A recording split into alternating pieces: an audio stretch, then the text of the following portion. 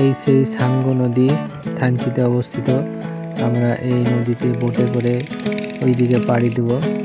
চলো, এই দেখো এইভাবে যেমন নৌকাতে একটা নৌকা আসছে, সেম আমরা এই নৌকাতে চেপে আমরা সামনের দিকে যাব। চলো। তো আমাদের নৌকার জার্নি স্টার্ট হয়ে গেছে। চারিদিকে পাহাড় আর মধ্যেখানে সাঙ্গু নদী। সেই নদীতে আমরা নৌকাতে করে চলছি সামনের দিকে। চলো, আরো সুন্দর সুন্দর সিন আছে। দুই দিকে পাহাড়, মিডিলে রিভার, দারুণ সিন। যে নৌকায় জঙ্গলের দিক থেকে কলা নিয়ে আসছে, কি অপূর্ব সিন, চোখ জুড়িয়ে যায়। এক অপূর্ব দৃশ্য, যা খালি চোখে না দেখলে অনুভব করতে পারবে না। হাই আমাদের পার্টনার,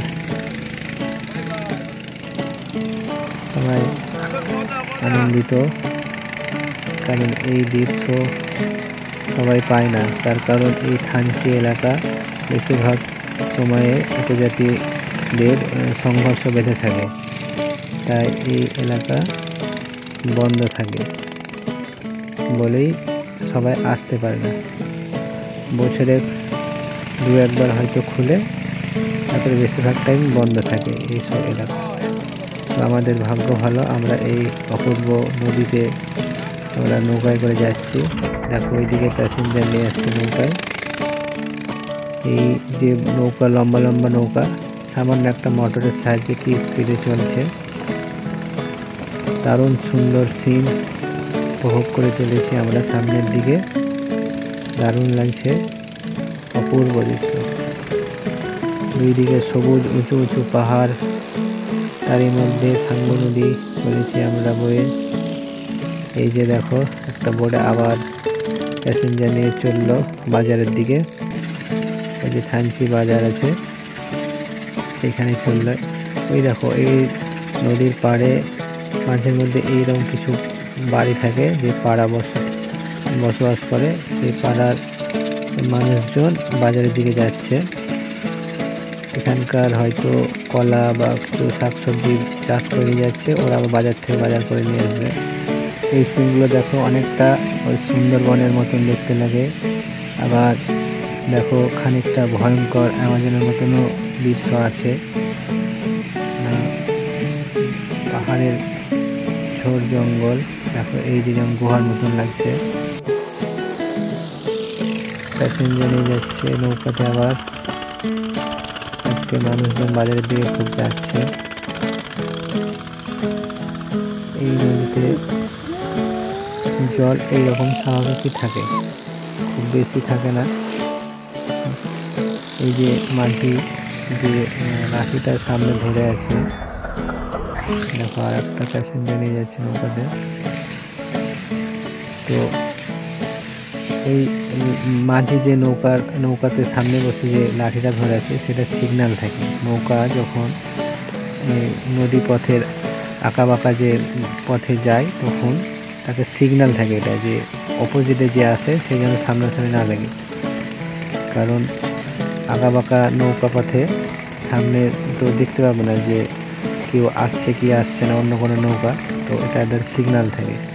যখন সোজা নৌকা পথ থাকে, তখন তারা লাঠিটা নামিয়ে নেয়। সেই দৃশ্য, নদীর পাশে পাহাড় জঙ্গল। হাই করলো, হাই স্পিডে চলে গেল আমাদের থেকে আগে। আর একটা এই যে আবার প্যাসেঞ্জার নিয়ে আসছে কলা। দেখো সব জঙ্গলে চাষবাস করে যেসব চাষিরা, তাদেরই কলা নিয়ে যাচ্ছে বাজারের দিকে। দেখো দুই দিকে পাহাড়, মিডিলে নদী, সেই নদীতে আমরা যাচ্ছি।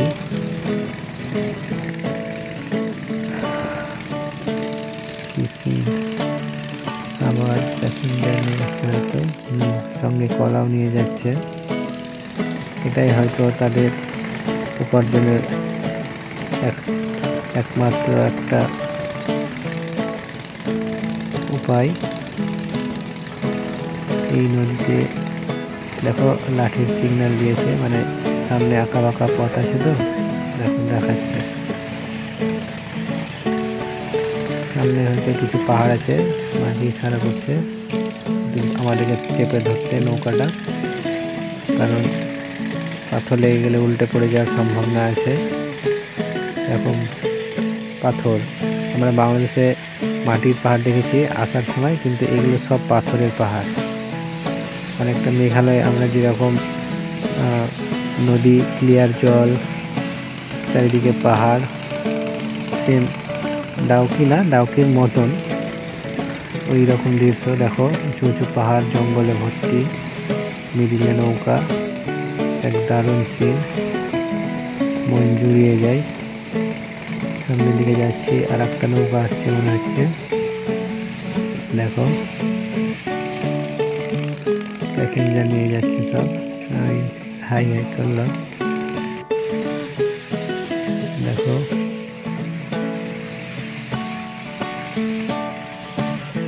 কি সিন, ভয়ঙ্কর, অপূর্ব, ভয়ঙ্কর সুন্দর।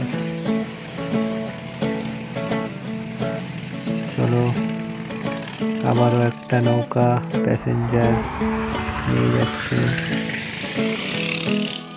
কি দেখো সিন, ও কলা প্যাসেঞ্জার সব নিয়ে যাচ্ছে। জলের বেগ দেখো, জলের স্রোত ভালোই আছে। এইসব জায়গা একটুকু রিস্কি, কারণ এই দেখো জলের পরিমাণ কম, আবার পাথর উঠে আছে। দেখো গাছটা কেমন মাথার উপরে দিয়ে আছে, এরকম সিন, ওফ, এক আলাদা অনুভূতি, অ্যাডভেঞ্চার।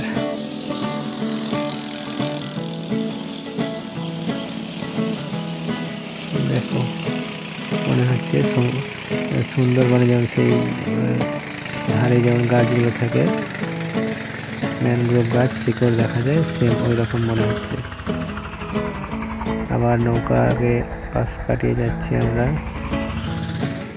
নৌকাতে প্যাসেঞ্জার আছে অনেক।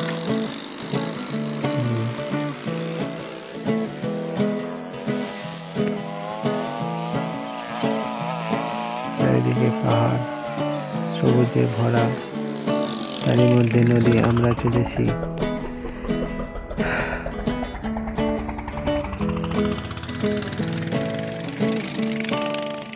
আর একটা নৌকা চলে গেল। প্রত্যেকটা নৌকায় কিন্তু প্যাসেঞ্জার, তার সঙ্গে কিছু না কিছু থাকছে, দেখেছো? সেইগুলোই তাদের হয়তো রুজি রোজগারের পথ, তাই তারা যেটুকু চাষবাস করতে হয়েছে সেইটা নিয়ে বাজারের দিকে যাচ্ছে, তাদের কর্মজীবনের একটা অংশ।